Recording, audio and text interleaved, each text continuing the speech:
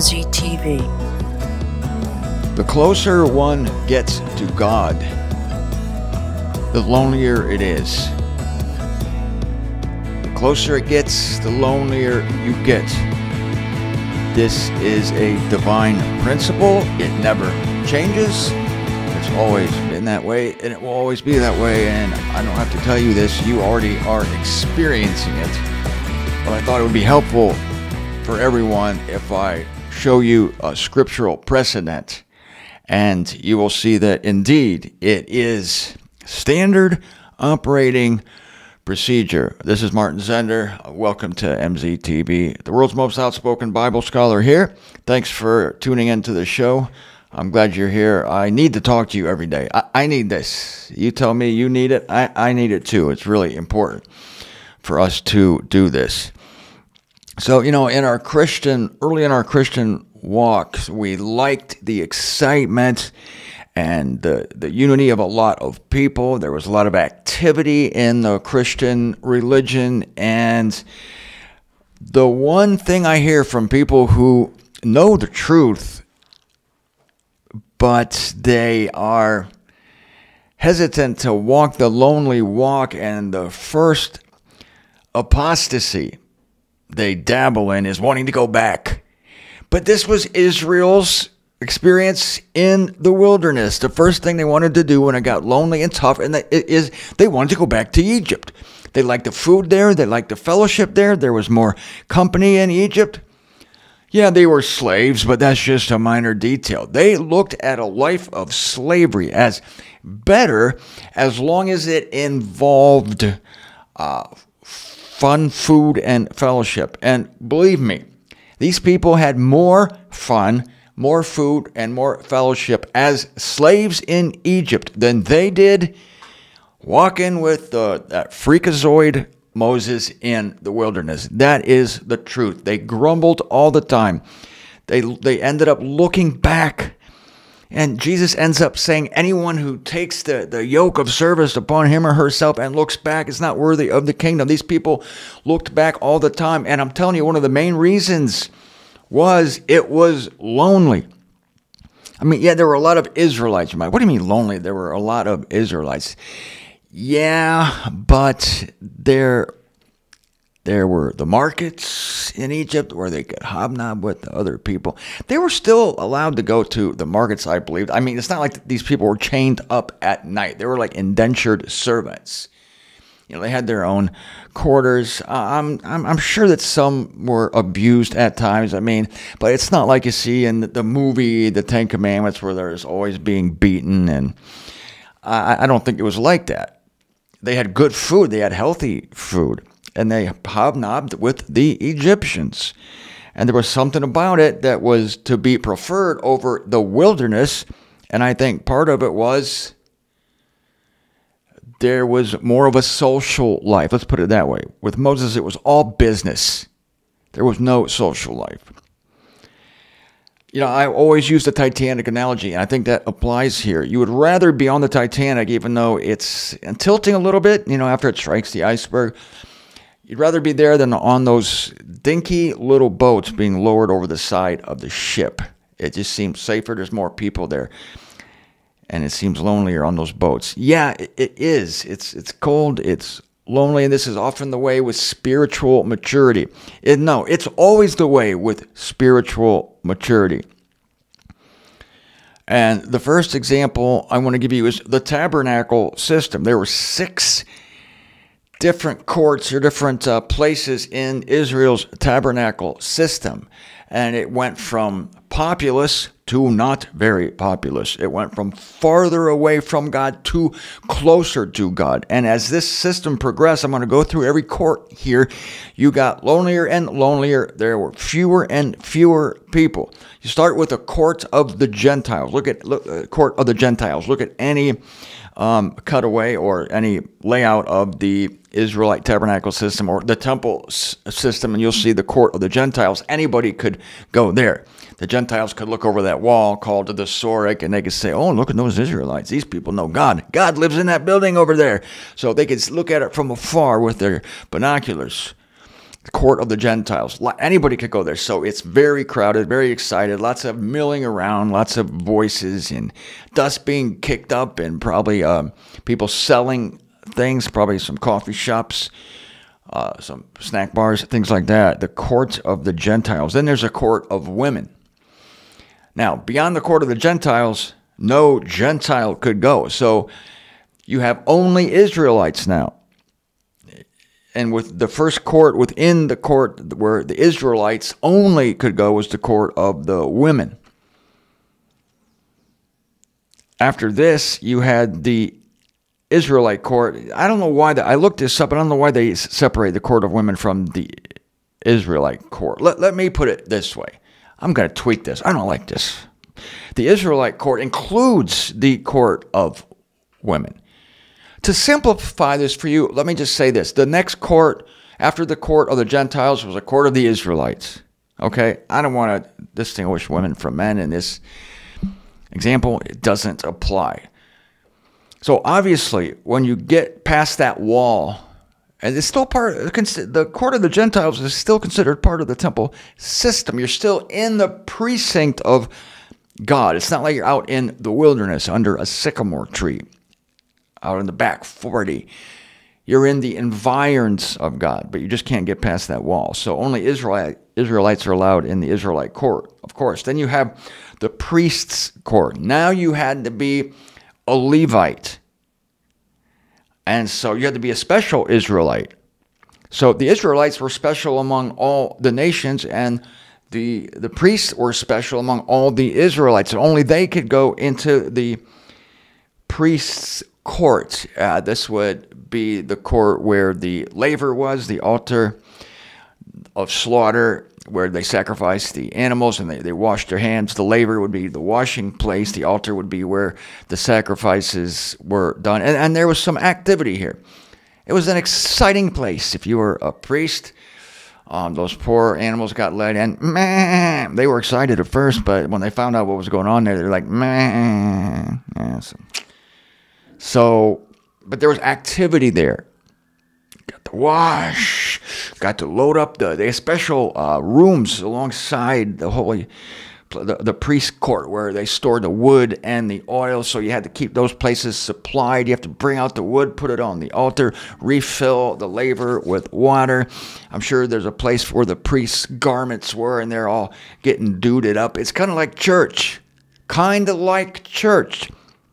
In the Christian analogy, it would be, you don't go to church? What? You don't go to church? You're in the court of the Gentiles.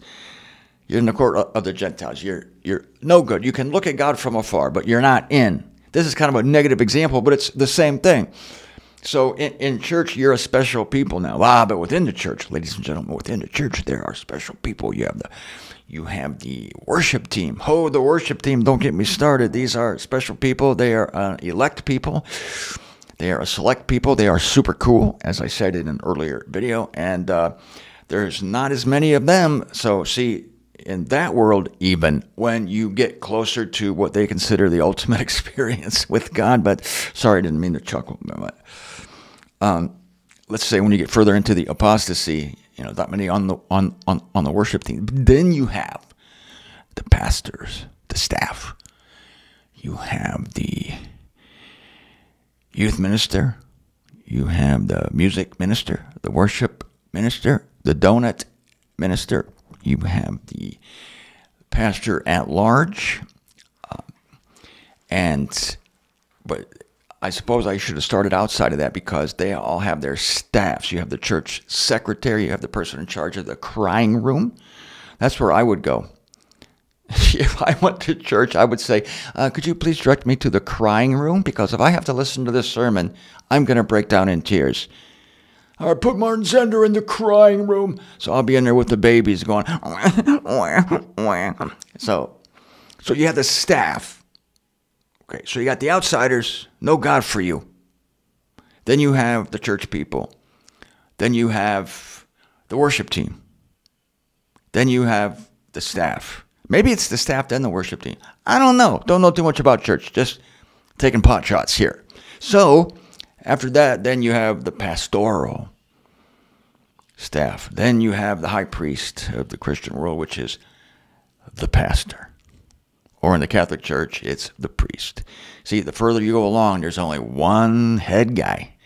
All right, I'm done with that example, thank goodness. So in the Israelite court system, the legitimate spiritual system here, you have the excitement of the priest court, but then you have the temple proper, which consists of two places, the holy place and the Holy of Holies. And as you get into the temple proper, into the holy place where the altar of incense is and the showbread is laid out, you close the door and it's quiet in there. And only certain priests, I think, are allowed in there. Certain ceremonies are performed. You don't have the noise of the laver and the altar. There's no bleating of the animals or bleeding of the animals. And so it's a place more dedicated to worship, i.e. the altar of incense. So less activity, fewer people. And then, ladies and gentlemen, then the Holy of Holies, only one man once a year was allowed in the presence of God. I mean, this was legit. I'm not talking about a Christian church here. This is a real worship team when you have the priests in the holy place and then the high priest once a year going into the Holy of Holies. The illustration, of course, is that the further you go in the Israelite system, the closer you get to the Shekinah glory, the presence of God between the wings of those cherubim above the Ark of the Covenant. You have fewer and fewer people, less and less noise. You have more and more loneliness. And in the Holy of Holies, it's just you and God. And it is dead, freaking quiet. And the only light of the place is the light of the glory of God because it's surrounded by curtains. Of course, the great veil separates it from the holy place before it. And it is extremely lonely, but you're in the presence of God. And that is extremely lonely. Showing you the pattern here. And this is true with our Lord also. As he's starting his 3.5-year ministry, he's got his 12 disciples with him, and he's attracting people because he's doing miracles. He's feeding the 5,000 in the wilderness. The people are loving him because he's doing works. He's talking bad about their priests, which they love. No man's ever spoken like this. And he exposed them, and obviously with people being healed, there's a lot of activity. But as our Lord walks to set his face to go to Jerusalem, to give himself up for the sins of the world, it gets lonelier and lonelier. You see, as he gets close to the cross and he starts saying some hard sayings, people start leaving him because he's saying hard things like, you must eat my body and drink my blood, speaking completely metaphorically there. And rich man asked him, what do I have to do to get into the kingdom of heaven? Give all you own to the poor. The kingdom of heaven being on earth, the Israelite kingdom on earth, the 1,000-year kingdom. Give everything you have to the poor. Pick up your cross and come with me. It was exciting before that. I don't really want to do that. I have a lot of stuff. And many people left him as he gets closer to the cross because his face is changed. He's set to go to Jerusalem to face the most crucial hours of the Aeonian times of the universe, of universal history. Then he gets to the Garden of Gethsemane. Well, let me back up. He gets to the upper room and the Passover meal, and there's only 12 there. His heart is heavy. The hour is coming. And then they go to the Garden of Gethsemane, and he takes only 3. Peter, James, and John. It gets lonelier and lonelier, right? The closer you get to that cross. Even they can't stay awake with him. He's arrested. The sham trial transpires, and he goes to the cross. He alone is pinned on the Roman stake of execution. But that's where the greatest accomplishment takes place. All alone. No one else can do this. This is the high priest.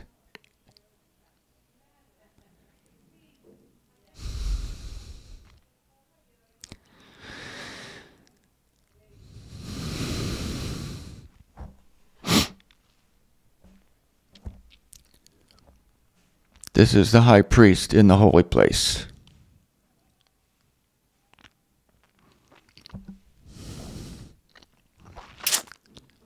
Offering the blood.